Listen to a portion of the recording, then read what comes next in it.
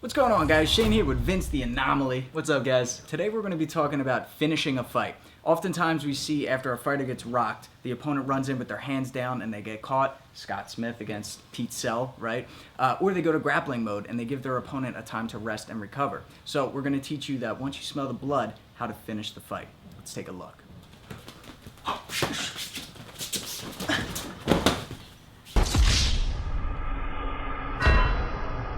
How often have we seen it, Shane, where one person gets rocked, boom! I see that he's hurt, I get super overzealous, and I come in for the kill, and boom, Yes. I get dropped. Yes, happens all too often.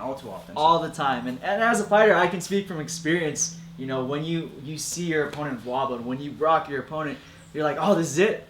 All the training, I've had 2 months, 3 months of work. For this moment right here, I'm going to come in and hit him with everything I got. Yeah. And that's when you get caught. That's when you start to make mistakes.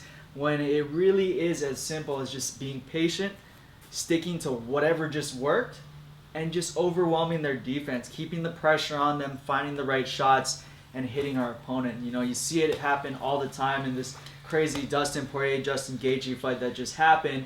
One person gets rocked, or they start to shell up. So Dustin was hitting Gaethje, and Gaethje tends to kind of pull his arms up and shell in return. But once he started noticing that Gaethje was shelling up, what's open for me? The body shot, right? I can come in with a crushing blow to the liver, hit him down a few times, and once he starts to feel that coming in, then I can open up to the top. So if I rock my opponent, he's always going to be covering up. When you guys see that happening, since I just rocked him standing up, I'm going to keep it standing up.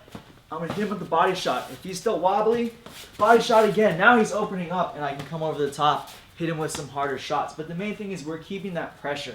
You know, anyone who's rocked is going to start to cover their head, so hit them where they're open. Once they start to move down there, then we start crushing to the head. Now the same principle applies too. If we rock our opponent, he backs up to the cage, we don't want to just start wrestling. We don't want to pressure him. Even if I'm world-class black belt in jiu-jitsu, if I rock Shane, boom, and he's walking and he's back to the cage, why in the world would I shoot, take the time to shoot, I get him down, I'm kind of in his guard, I'm passing, or trying to pass, and next thing you know, he's back in it, all right? He's not rocked anymore, you're ready and you're defending. You know, he's still hurt, I'm still where I want to be with my jiu-jitsu on the ground. But you could have finished the fight. Exactly, you could have finished the fight. So if I rock Shane here, I want to do essentially what TJ Dillashaw did to Renan Barão in their second fight. Renan Barão was like kind of hurt, stuck against the cage, not really moving. Stay there, pick him off with shots. Okay, keep the pressure coming, hit. Especially if he's wobbly, guys, it's going to be easy to land these shots. We don't need to land knockout blows every time. Just keep peppering his jabs, body shots, throwing a few big punches here and there. Try to play with rhythm. Okay, keep mixing it up, and eventually the guy's going to go down. Yeah. It's scary too from this side. I just got wobbled. I'm hurt. I'm fearful of this guy. Now he's standing in front of me and he's picking his shots, creating angles. It's a scary sight. And when you're wobbled too, I mean, you're dizzy. So your defense is going to be tough if someone's pressuring really hard anyways. But now imagine being dizzy and someone's just hitting you with a bunch of shots. It's going to be impossible to stop them all. So we just want to keep the level up, but we're not rushing in and chasing. So if you look at like Verdum and Stipe, when you saw Verdum running in with his chin up, I don't even know if Stipe was rocked or not, but anytime you start running in and getting overzealous, you know, little straight shots, a jab even, can knock you out. So we got to make sure we're keeping our head movement up and we're being in control. Now, one thing that's really good to work on is using that cage to your advantage. So let's say I rock Shane. If I start to follow him and I get out to the side and Shane's able to wobble off the cage, now I got to chase him again. Okay, that's still okay. He's rocked, he's wobbled. I can still find the strikes to finish the fight.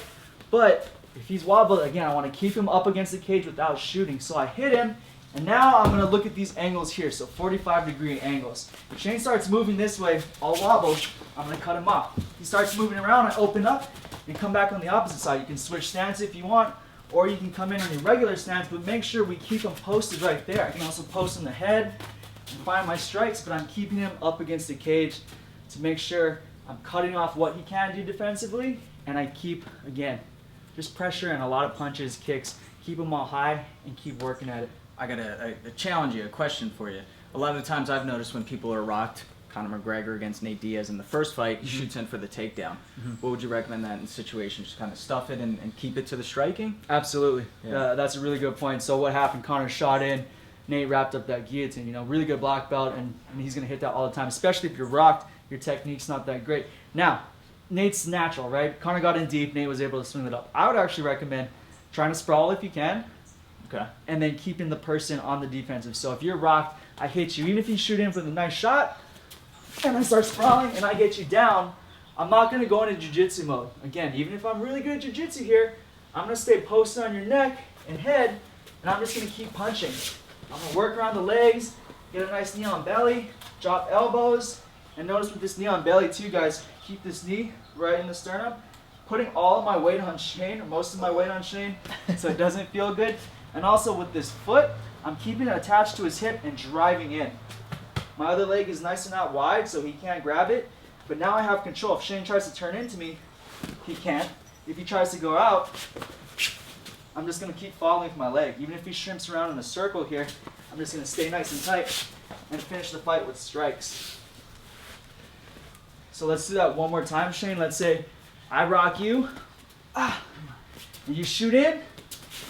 And I defend this well. I'm going to post on this head and keep finding my strikes. We've got punches to the body here. We've got knees to the body. But what I'm doing is essentially showing the ref that, hey, I just rocked this guy and now I'm beating him up. Even if Shane turtles up and he covers his head and these aren't landing really clean, if he stays here for a good 5-10 strikes, the ref's going to call it almost every time.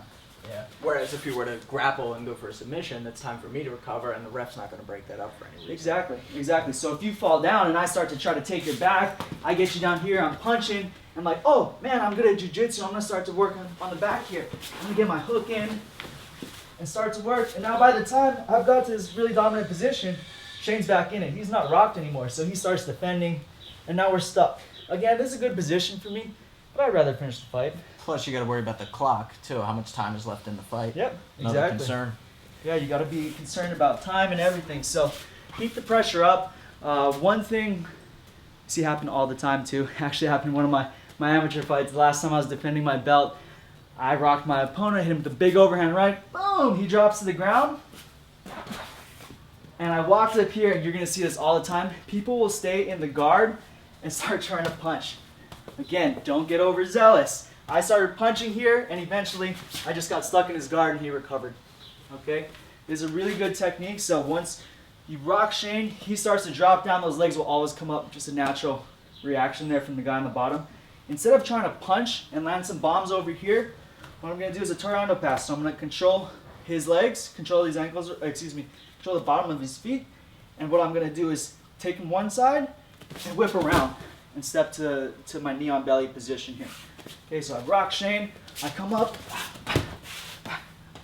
and then I'm just peppering him with punches until the ref calls it.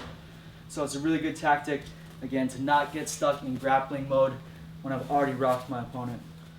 All right, guys, there you have it. Tactfully finishing the fight. Keep your opponent at the end of your punches, still creating angles, still keep your defense tight, and you're pretty much just trying to overwhelm their defense. Until next time, I'm Shane. I'm Vince. Fight tips for the underdogs.